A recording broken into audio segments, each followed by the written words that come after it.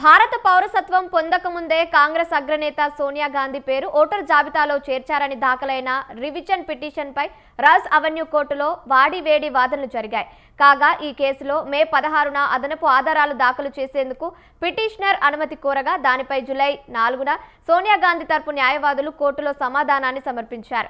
ఈ వ్యవహారంపై ఉత్తర్వుల జారీని ఆగస్టు 13వ తేదీకి రిజర్వ్ చేస్తున్నట్లు ప్రత్యేక న్యాయమూర్తి విశాల్ గోగ్నే వెల్లడించారు. ఈలోగా ఏవైనా లిఖితపూర్వక వాదనలు ఉంటే ఆగస్టు 1 నాటికి సమర్పించాలని ఇరు పక్షాల న్యాయవాదులను కోర్టు ఆదేశించింది.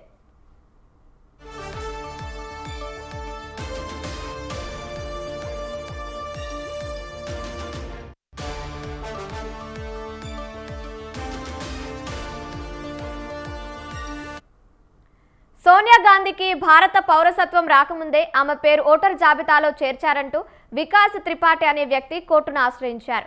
దీనిపై ఎఫ్ఐఆర్ నమోదు చేయాలని కోరగా కోర్టు ఆ అభ్యర్థనను తోసిపుచ్చింది. ఆ ఉత్తర్వులను సవాల్ చేస్తూ త్రిపాఠి రౌస్ అవెన్యూ కోర్టులో రివిజన్ పిటిషన్ వేశారు.